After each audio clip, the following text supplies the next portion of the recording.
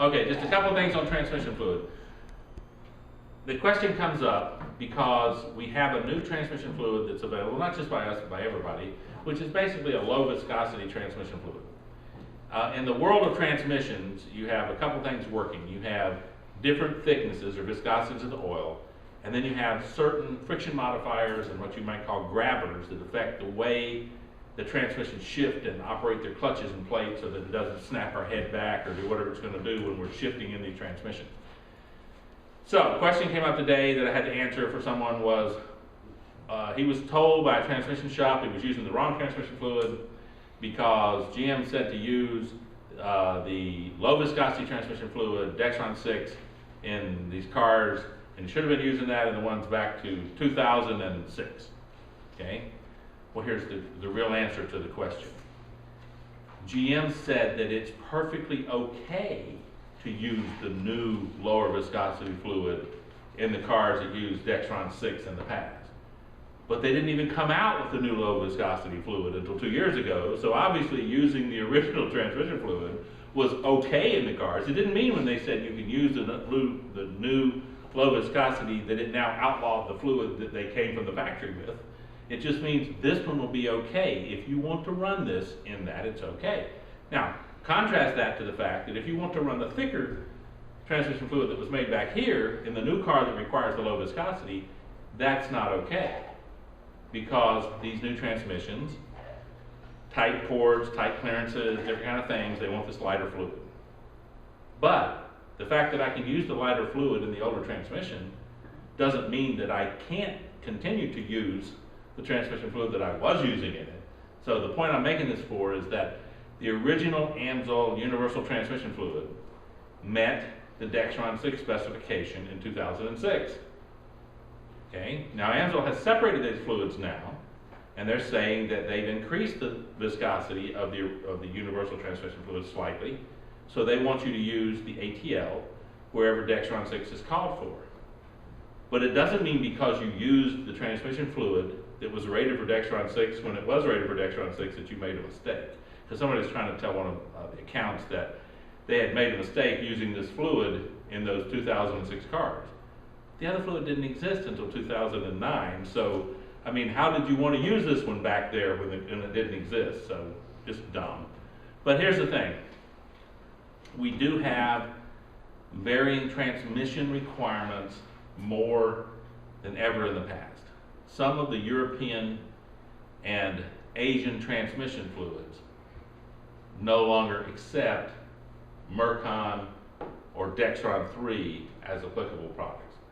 Now, that means they're moving to, Toyota uses a spec called WS, and WS is only met by our new low viscosity transmission fluid. Okay? So, word to the wise, be careful, look at the application, what it calls for, and then make sure that you look at the product that AMSOIL has, that it lists that it meets that specification. Then you're okay, it's no problem. But it does take actually checking these days. That's why we no longer call the original AMSOIL Universal ATF. It's now called multi-vehicle ATF. Because yeah, it meets a lot, but it doesn't meet them all. And you have to now pay attention. And that could get even more complex because as these automatic transmissions get more and more complex, we looked at a Volkswagen TDI that has a 6-speed automatic transmission that can either be put into a performance mode or actually shifted manually or set to automatic. So these things are just becoming complex even in the what you consider to be maybe a lower tier of cars. We're getting 6-speed transmissions. There's a new BMW one that has a 7 or 8-speed transmission.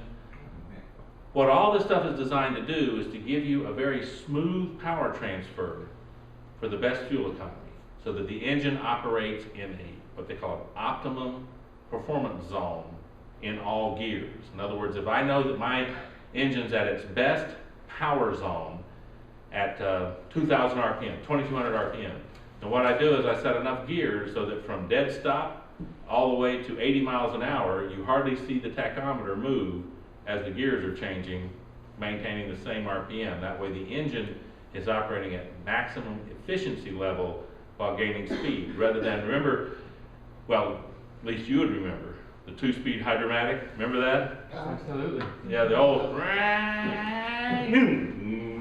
you know, off the other. You're very happy with it. Yeah, absolutely. It's great. And, you know, but that was running an engine RPM from 700 or 800 RPM up to 2,500 RPM, maybe even 2,800 RPM. Then it shifted, went all the way back down here and started climbing again. That's not efficient for the engine. The most efficient thing you can do with an engine is it's got a power zone it runs in. Get it in that zone of RPM and hold it there, and let the transmission do all the changing of speed with that engine sitting there at constant. In fact, if they ever get around to producing more diesels, if you just get a diesel running at 1,600 RPM in its power zone and have the transmission where it moves up and down, that's a very efficient operation. So, final word on transmission fluids, and we'll stop, is be careful. Look at the application and make sure when you look at the AMSOIL product that it has that application on it, especially when dealing with European or Asian cars. And be aware that in the European market, BMW and Mercedes are notorious for not giving up their specifications to the American market until somebody backdoors it through a European connection somehow. So we end up with BMW specs and Mercedes specs that we can't sell transmission fluid to because nobody knows what the spec is, because they won't release it. Okay, now they say they released it to Royal Dutch Shell in the Netherlands or something, but that doesn't do us a lot of good. So eventually somebody in the European market will crack it and we'll get the spec, and then they'll backdoor it through, and then we realize that we've always met the spec, we just didn't know we did, and then it goes on our list that we meet the spec.